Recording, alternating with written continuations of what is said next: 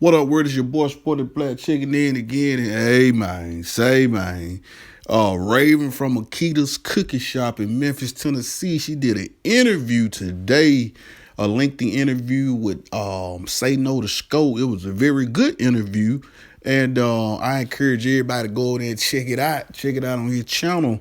And then y'all pretty much, see for yourself. But I watched the interview and I really feel like a lot of the things she was saying could have been indeed true, and she was very convincing with her stance of Makeda cookies not being a part of the setup, right? So basically, what she's saying is that everybody trying to say online about them having something to do with it is false.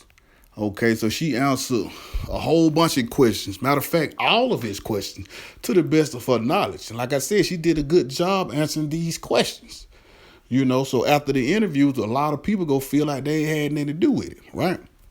And her sole purpose for doing this interview was to try to free up the name from basically public opinion, the court of public opinion, because she feel like the bloggers on YouTube, mainly the bloggers on YouTube, is painting her and her family for being the bad guys and having Young Dolph set up, and they say that just ain't true. So that was her whole thesis, and that was the main reason she came to do the interview. And once again, I say I want y'all to go check out the interview for yourself and make your own opinion and conclusion to what she's saying, whether or not you believe she's telling the truth or whether or not you believe she lying, right?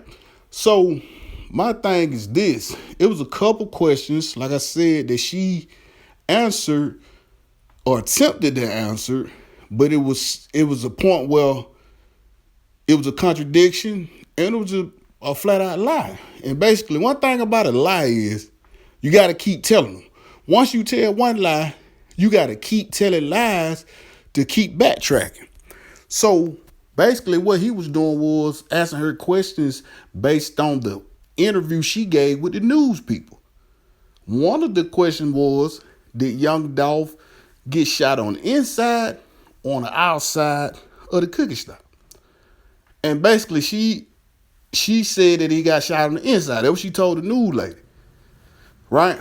So of course, everybody like, I thought you said they were shooting from outside. So now she's like, yeah, they was shooting from outside, but I thought they were asking, well, did he get hit on the inside? Okay, cool. Right? So she had to straighten it up real quick. So then the other question, the one that really tripped her up, was that she could never, even to now, they can't get their story straight about who actually was inside the store with Young Dolph. With the guy with the dread, was he in the store with Dolph or was he not in the store with Dolph?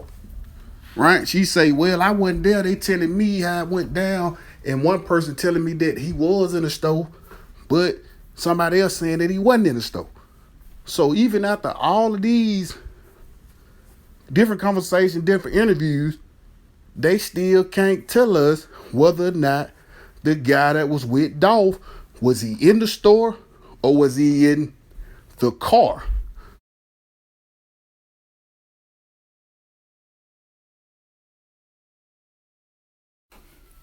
And I'm still puzzled trying to figure out whether or not this man was in the store with Dolph when the shooting started, or was he outside in a car when the shooting started. Even after all these countless interviews this lady done had with the news people, now she on YouTube giving interviews out.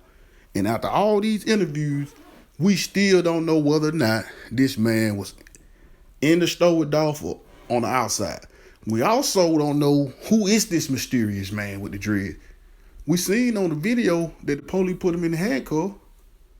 We heard from the witnesses that he was shooting a Draco.